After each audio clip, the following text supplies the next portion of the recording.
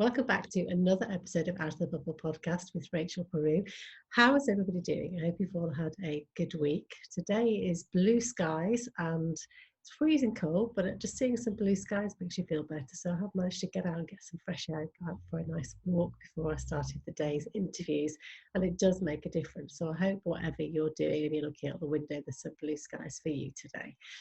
I am joined today by somebody that I came across the beginning of last year through networking, and she has made such an impact on my life already. Today we're going to meet Jo Swann. Jo Swann is the founder of the Chocolate PR, and she is somebody that really is passionate about empowering women and helping women in business get their stories heard. So I really do feel a synergy here, because Out of the Bubble podcast is all about making sure that women, particularly women over 40, have a platform where they can share their own stories. And I know it's something that Jo is really passionate about. So I'm looking forward to hearing her take on it, why it's so important to her in PR, and how we can all blow our own trumpets a bit more instead of hiding behind other people. So I'm looking forward to seeing what Jo has to say. Sit back, grab a coffee and enjoy. So good morning, Jo. Thank you so much for joining me this morning. Hello. It's so nice to be here. This is very strange, isn't it? Because I'm used to watching you in front of the camera and you being the one that's in control, and now it's my turn to take the realms. Yeah, do you know, and I much prefer it the other way around, to be quite honest. So this is interesting. This is me putting myself in my shoes of my clients and, you know, starting to understand how they feel when they have to put themselves out there. And this is, it's fair enough. It's how it needs to be. That's good, because that's the whole purpose of Out of the Bubble podcast, is to take people out of their comfort zone slightly. So yes. That's a good start. For people that don't know you, how do you describe and introduce yourself? Okay, so I'm Jo Swann and I run an agency called Chocolate PR, and we specialise in helping female entrepreneurs raise their profile in the media so that they can get more visibility and credibility. And I particularly love working with women who suffer from imposter syndrome, because that's where we see real impact. That's where we can really, really help use the power of PR and get women understanding how they can really hold on to their story and really kind of share more of who they are to make more impact in their business. And I really love supporting women that find that a little bit of a struggle. Yeah, and we've got lots to talk about, and I can completely relate to that. But let's kind of start back at the beginning with you. Let's put the focus on you first, Jo. Okay. You know, how did you always know that you wanted to work in PR? Is this something that's always been a passion of yours? So I actually wanted to be a journalist. So that's what I wanted to be when I was little. I was always quite good at writing, so that English side of it was something that I always, that I always did really well in at school, and I'd quite happily spend my time reading loads of books, and writing was something that I really could dive into. And I did work experience when I was like 14, you know, when you get made to go and do these stints at various industry. And I was like, oh, I wonder if I could go work in the local newspaper. That would be fun.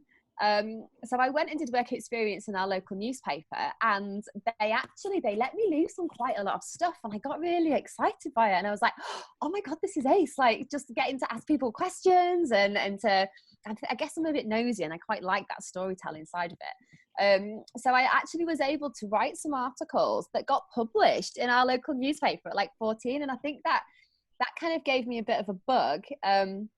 And back then, I was determined that that's what I was going to do. I was going to be a journalist. And then as you grow up, you kind of realize, is that going to fit with the life that I actually want? Because as you know, we're up north, and I didn't really want to go and live in London. I didn't really want to have to do that at that time. And that's where the opportunities are. And otherwise, it's not a very well-paid job. There's not that many opportunities up here to really do much in journalism. So I suppose what I've done is I've used that passion and those skills that I have and kind of created my own world that enables me to use those skills. So in doing PR, I can use those skills of storytelling and the sort of journalistic side of things. But I can also have a much bigger impact as well from a business side of things. So best of both worlds. Blended it in the end. So people because I think the word PR can be really quite intimidating to lots of people. So how can you summarize it to make it less daunting to people? What is PR? Yeah. So one of the things that I talk about a lot is that PR is not just for the big boys. So when you think of PR, quite often you probably associate it with a big corporate company or somebody likes a Richard Branson, you know, someone who plays it and really milks it, and who you see as a PR kind of guru, you know, a hero of like campaigns. So when you think of PR, quite often you think about, you know, these big businesses that are trying to manipulate the media, or that are trying to control their reputation, because that ultimately is what PR is. It's reputation management. And this is something that I did work with a lot of big businesses, and that's what they use it for. They use it to manage their reputation and to try and create a certain image of you know, of their brand and their business. But actually, PR is about communication, and it's about people. And PR done properly is very personal. So the kind of PR that we do is very much around individuals and showcasing people and sharing stories and expertise and knowledge. And PR is just a route to market yourself, but you've got to understand what it is to be able to play the game. So what you're ultimately trying to do is you're trying to get yourself in the media for free. That's kind of the purpose of it, isn't it? So the media is super powerful in terms of the scope of how many people you can get in front of. In terms of, people do still really see it as a very credible medium. So it really helps raise your credibility if you're in the press. So what PR is used for in our sort of world is finding routes to new people and getting yourself in the media, getting yourself published in the media for free. But to be able to do that, you've got to play the game, and you've got to understand really what it is and what it isn't. So PR isn't advertising. PR isn't, it's not an opportunity to just go and shout about your services and your products. It's an opportunity to engage with an audience through sharing your story or your knowledge or your expertise. So you've got to give the journalist something that they can work with as content that they can share that doesn't come across as too promotional. Does that make sense? Yeah, no, it does. It's about finding the heart of the story, isn't it? And having that kind of personal touch to the story. Yeah, because they need people, you know, they need to write about people. And that's, if you think about it, that's what you like to read about. Yeah. So that's the heart of PR, is about really helping the journalists see like what you stand for. So obviously we're doing some work with you, which is like amazing. I just love the fact that we get to support you, and you are so mission led, you are so passion and purpose fueled in what you do, and that is perfect for PR, because from a journalist point of view, they can see, oh, this is a lady that really stands for something, she really wants to make a difference, she's here to make an impact.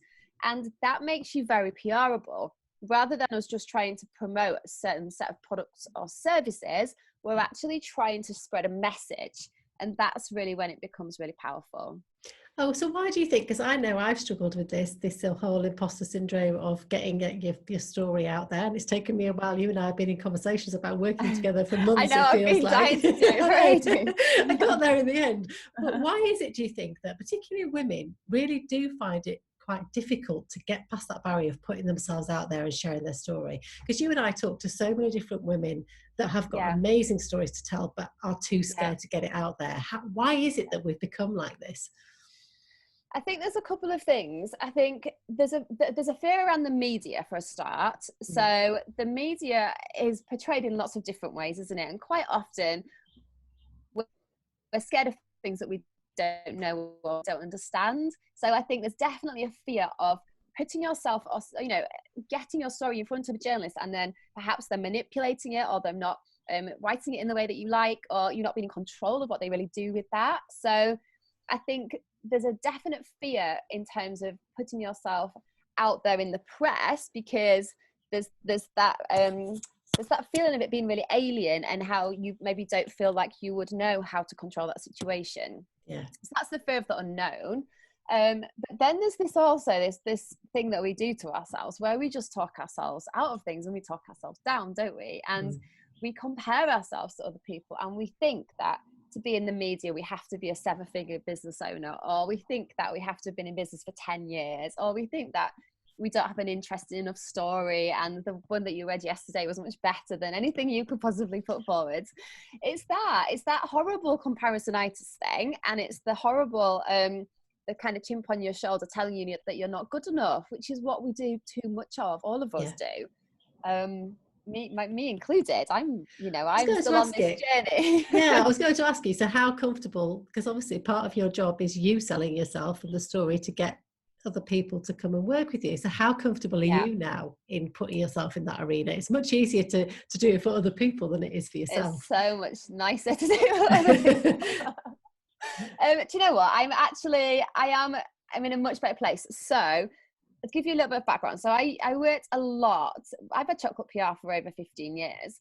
And I worked originally with really big companies, really big corporates, and I worked under the agency brand of Chocolate PR. And really, I didn't need, I went out and did like real life networking and that kind of thing, but I didn't really need to be the face of the business as such. It was a different sort of setup.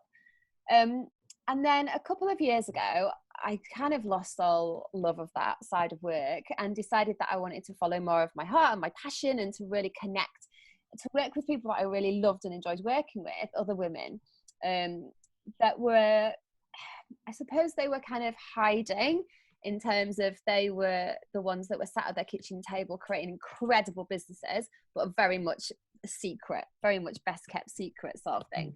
And I managed to, I met a lot of these women through female entrepreneur networking events that just started to happen a few years ago. And I suddenly decided, right, this is what excites me. The fact that I've been in a room with you guys for an hour and I'm so excited, but also so frustrated about the fact that you have got incredible stories that are just going nowhere because you don't know how to get them out. So I was just like bursting with all of this energy of like, right, I've got to do something about this. So I started doing like little individual one-to-ones and helping them out and teaching them how to do it. And then obviously realized that that was never going to replace my corporate like income from these big companies.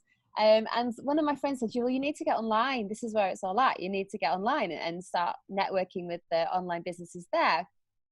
And I jumped into this world at quite a high level because my friend had connected me to quite a lot of kind of impressive people in this space from day one. And I was just absolutely in awe, just in terms of, oh my God, there's like been a whole new world going on here that I have no idea about. Like my business was very bricks and mortar. It was very traditional. We worked with a lot of very traditional businesses. And all this online space, you know, apart from dabbling a bit with Facebook, like it just wasn't anything I'd ever been involved in. And all of a sudden I rocked up and I was like, oh my God, these people are so gorgeous. Oh my God, these people are so confident. Oh my God, these people are killing it. And I was just like, I don't even know where I fit in here. Like, this is weird. And I had a massive freak out.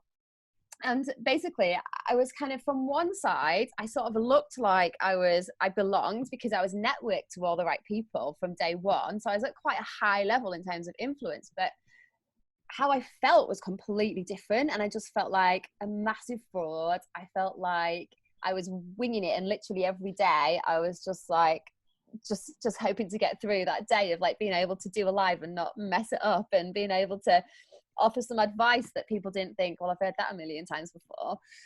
So I really struggled with that switch of that environment. And I think because it was a completely alien, it just felt like a completely alien place to me. And how did you get past that? How did you get past it?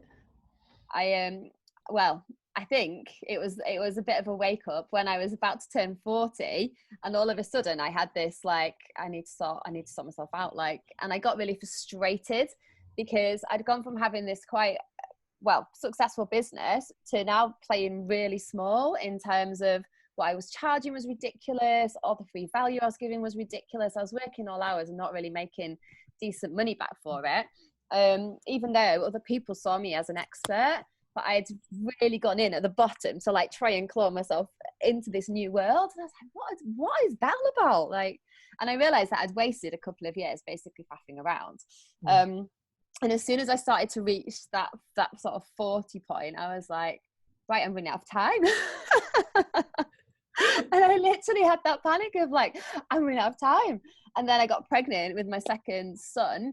And I was like, oh my God, now I've got even less time. Like, now I need to make this business work before I've got another responsibility and, you know, more things to juggle. Yeah. And I actually got a coach. I got a coach who specializes in helping you increase your self-worth and she tapped into the whole imposter syndrome situation and basically just kicked me up the backside and was like, I'm not having this. Like, this is where you belong. You don't belong down there where you're putting yourself, and we're not having it. And I took her on because she was kick-ass. I knew she wasn't gonna like take any prisoners, and because she said to me, you're in a really masculine energy. And because at that time I felt like I had to make some real changes, and I really had to dig my heels in and really just get on with things. He was like, I can see you are just in this like go mode. And I signed up to work with her 6 weeks before I was about to give birth.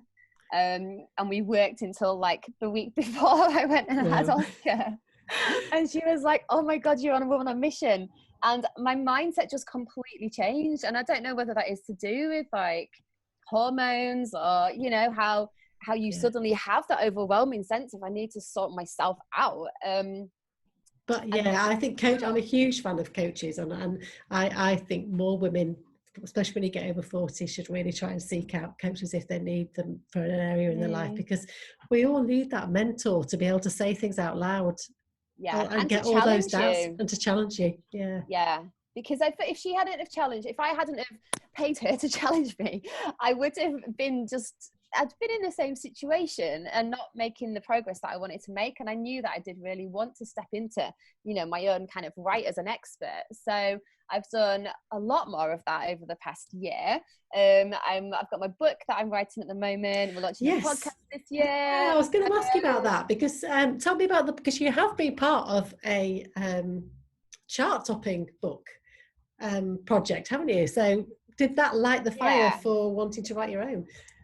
That terrified me, actually, because that was quite a personal sort of take on. It was called She Who Dares, and it was a very personal take on what you need to do to create your own version of success. And so a lot of that did require me to sort of go back and really look at my journey and my story, and it brought up things like you know, workplace bullying from the past, and it brought up things like being made redundant like 3 or 4 times on the trot, and things like that you don't think affects you, and then you look back at it all and you're like, actually that makes loads of sense. So that was quite it was quite an eye-opener. And then I think what Andrea helped me do, who's the coach that I worked with, she helped me realize that actually I needed to share those parts of my story to help other people to get me, I suppose, and to also really connect why I care about empowering other women in business. Whereas before I was very much like, I'm not telling anyone that I've ever felt nervous about doing this, or, you know, you put on this bravado, don't you, think that's how you have to be.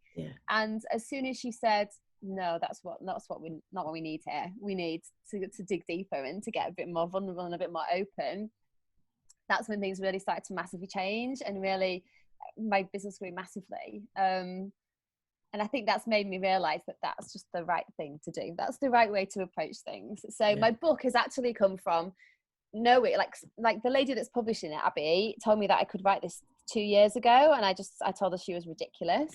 And I didn't believe it for a second that then I could have a book, and now I completely believe it, and I feel like I can step into it and I can own it. So you've got to go through that journey, haven't you, of believing yourself that it's the right thing, I guess. So when will that, so are you in the process of writing it now? Yes, literally right now. Amazing. When will that be published? It's coming out this year, so we keep knocking it back because we want to do an actual launch event with it. So it's one of those of like, this year, definitely this year. That's so exciting. And what I love is the fact that you're opening yourself up to new opportunities, even doing what you're doing. You're saying yes to things and just going with it, which I think is so important. You get to a point where you've got to start embracing new opportunities and seeing what comes along, which I guess is what the power of PR is as well, because by getting yourself out there on a platform and sharing your story, you don't know who's going to see that or what's going to come of that, do you? Oh my God, that's what I love so much. So the thing that I love the most is the personal impact that you can make when you share your story. So quite often we have clients who really nervous about getting their story out there. If it's been something that's a bit vulnerable, or, you know, it's been maybe attached to something a bit traumatic, you know, there's lots of reasons why people share their story. And quite often it's because they've overcome something that's really difficult and they want to now empower others because they've come out the other side. So that's it's going to be quite a deep story to share. And so many times, you know, they've gone through a real journey to get ready and prepared to share that story. And then once it's out there, we've had clients actually sit on it for like a week before they even dare share the link that's then it's been published, because it feels really real then. But once they do, they have messages from people all over the world. We've had so many clients that have said, "Oh my God, I've got a personal message from someone, you know, in Australia," or I've got a message from a lady who was in employment and she felt exactly like I did, and she's just told me that she's just quit her job. Like, you know, you get the essence of the fact that you have made an impact by really relating to other people in those situations. So that personal like impact is really lovely to get back. But we also have things like people are then asked to do speaking gigs if they've been in the media. Quite often people are put forward for awards. That's something else that press coverage leads to quite often. Collaborations, you know, we've seen amazing collaborations come from people going, "Oh, that's really interesting. Would you like to come and do this with me?" And it just elevates you in so many ways that it just opens new doors. So how can we encourage women? What's the first kind of steps we can get women to start taking if they are interested in taking on some PR, trying to tackle it themselves, working with a PR agency like yourself? What are those kind of first steps to get people to change their mind and not be so scared? I think the first thing is to get familiar with the media that you would like to be in, because the more familiar you are with it, the less scary it seems, and you start to look at it from through a different pair of eyes. So if there's a certain magazine that you would love to be in, make sure you're getting it really regularly, but start reading it with a different pair of eyes. So start reading it from a perspective of somebody could have submit that article, or somebody could have, you know, that profile interview probably isn't as a result of the journalist phoning that person up and saying, "Oh, I'd really love to interview you." It's probably as a result of that person getting in touch and sharing their story so that they've then got the opportunity. So I would start to look at your dream media through the eyes of opportunity, and know that actually that publication, a huge percentage of that publication is made up of journalists taking content that they receive and then using it rather than them actively seeking it out. So don't think that those people are in that magazine because they've been handpicked. Those people are in that magazine because they put themselves in front of those journalists. So that's the first tip, like really get to know your media and really start to sort of imagine what those opportunities are. And you'll see that they've got regular articles that you know, regular columns, they've got regular subjects that they cover. So all you have to do is tap into that and find where you sit and find your place. So I think take the fear out of it by trying to imagine yourself, visualize yourself in there and see those opportunities. And then I think the other thing is around really connecting with your story in a way that makes sense to your business. So a lot of people struggle because they think, I don't know what my story is, or I've got so many different bits to my story, I don't really know what bit to use, or actually I don't really have a story because I don't have like one big thing that happened to me. Where do I go with that? And I think it's a case of understanding that your story is actually your life. Yeah, everybody has a story to tell. It's not one thing that's happened to you, it's your journey. And all you need to do is think about, well, what parts of that journey reflect who I really am? What parts of that journey reflect my values? And what part of that journey are interesting to show what I stand for? So think about, you know, how you can package up your story in a way that actually reflects what you're doing in business now. And that's one thing that we really help people with when we create a media bio for them. It's about actually really pulling in all the different elements of your life, from your childhood to your career to your business, and joining all those dots, because that's what the story is. The story isn't just one of those things, it's all of those things. No, and I think that really becomes a little bit less scary because it's then not just focused on like one key angle, you know, there's a bigger part of it, a bigger picture. And also, I think that one of my barriers was that feeling of backing myself, because especially when you take on working with a PR agency, obviously financial, that you've got to make that financial commitment. And for me, it was just that self-doubt of backing myself. That was a huge barrier for me. And I can imagine women in business that that have, you know, they pay all these other bills out, but when it comes to actually using it to on themselves to get to the next place, it's a really hard thing to women, as women, we always put other people first, don't we? We always put family commitments, work bills, everything else. And actually sometimes you've got to stop that and say, well, okay, so how am I as an individual, and how am I going to make my business grow? And I can see now that for me was a huge barrier to get past. But then once I have, you know, even just in the week, I've seen a massive difference in how it's made me feel. It's empowered me knowing that I've got you working alongside me, and I've got you kind of backing me up, if you like. You're in my corner. That's what it feels like. Yeah, we've totally got your back, and that's the thing. That's what we love. We love championing women and hand-holding them and showcasing them and then pushing them forward. But didn't you find when you created that media bio that brought you a new confidence too? Because actually you're like, oh, maybe, there's quite a lot here. Yeah, definitely. That was a massive help. So, I mean, for people that want to be able to access some free help with PR, you have a fantastic Facebook page. So how can people find you on there? So we've got a free group called PR You Can Do It on Facebook, which is where quite a lot of the action happens, and we do give loads of free advice. There's a challenge coming up actually in there, so there's always stuff happening in there that gives you that chance to dip your toe in and to get a little bit of a feel. And we've got a few units with a bit of training as well. So yeah, that's definitely a great place to start, to just come and find your feet. Yeah, and then you've got the membership as well. So I have gone through this whole process. Yeah, no, it's funny, isn't it? Yeah. But that's good, because it means that you've got your head around what's needed. You've got your head around actually what is this PR thing all about, and then you've had a little go at it, and then you've done some of it yourself, and then you've realised I'm ready now, and I want this to be like pushed bigger. So the membership I love. We'd created that in lockdown, so that's something that's been on my list for ages, and we created it in lockdown as a way of giving PR access to people who, you know, didn't have the budgets to invest any bigger.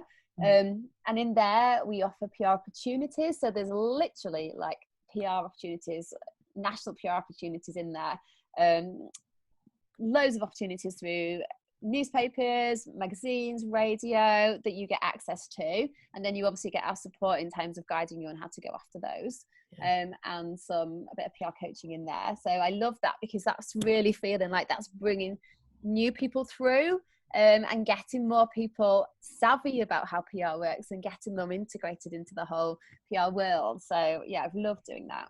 Yeah, no, I found out loads from that. That really was a big help to me joining that. And also networking. It was a great way to listen to other people's stories. It was really interesting. It's a great platform. And don't you find that all of a sudden then you think, oh, that's really interesting that they've done that, or I've not thought about that, or oh, that's an interesting angle. And you do. Your mind just starts to work differently, and you become much more PR savvy when you're in that sort of environment.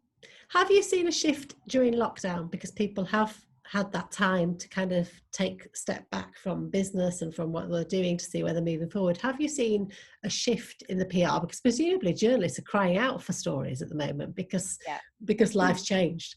Yeah. Journalists are crying out for stories, and they are reduced teams, so they don't have the resources that they used to have, so they're desperate for content. So the opportunities are massive in terms of actually getting yourself in the media is much easier than it was.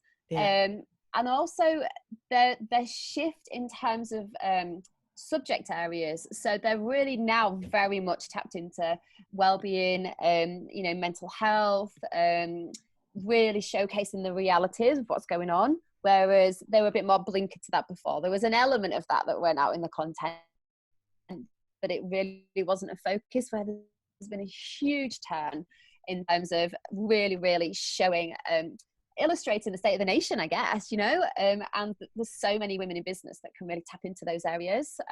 So yeah, it's been amazing. We've had fabulous opportunities for our clients.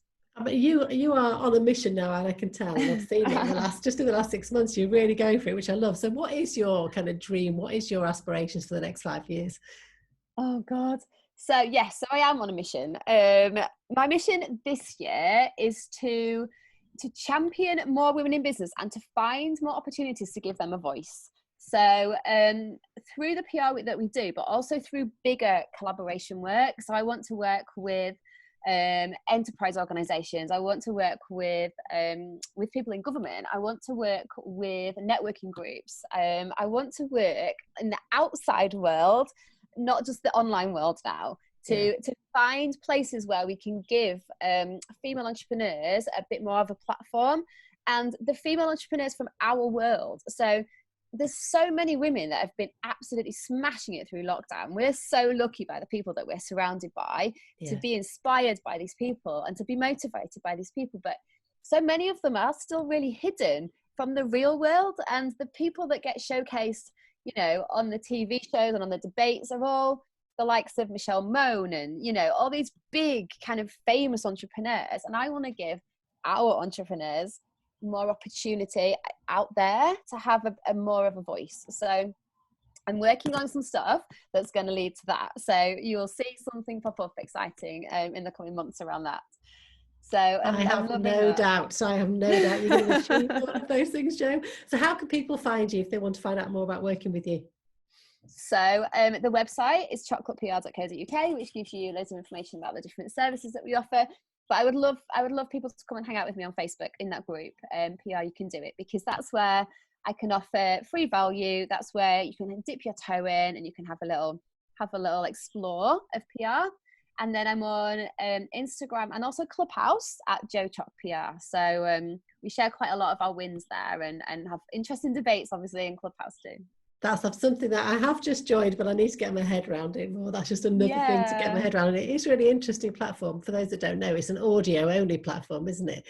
But I'm guessing it's just a different way of communicating with people. It'll be interesting to see how it grows, but it's huge already, isn't it? I think it'd be great for you. What I found is what we do really well, why we do really well through things like that is because your passion comes through.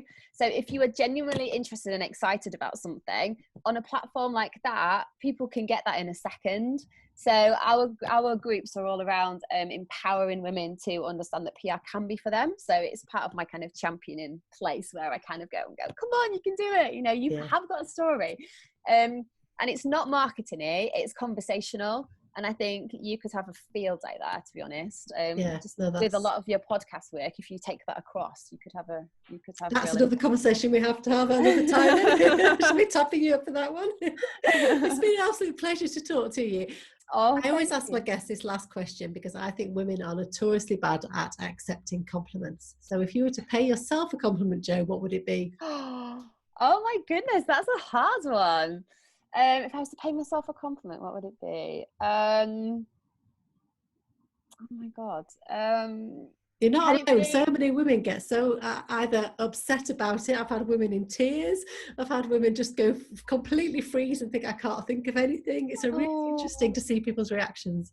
You see, I would always divert to, I feel like I'm a great champion of others. Like, I know that's not necessarily a compliment about me as such, but I feel like that is a quality that I have that comes out. So perfect way to end. You are an absolute champion of others and other women. So thank you so much. It's been a pleasure to connect with you again today, and looking forward to seeing what happens in the next few months. Yay! Thank you for having me. Thanks, Jo. Bye. Bye. Well, I really enjoyed talking with Jo Swann from Chocolate PR this morning, and I wonder if it's made you think about your own story, because After the podcast was born because I really wanted to make sure that women had a platform to share their stories, because I firmly believe that we do all have a story to tell.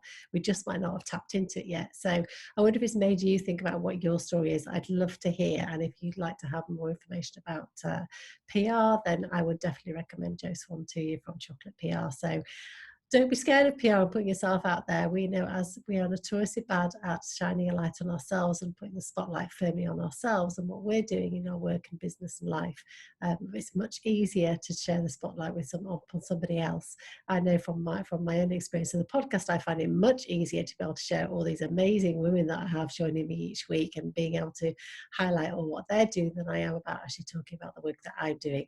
So be brave, take those steps. If PR's for you, then I definitely recommend it, and have fun with it and see what happens. So hope you enjoyed that. If you'd like to know further, any more questions, I'll leave all the notes at the end, but I will be back next week with some more inspiration for you. So have a great week. Take care.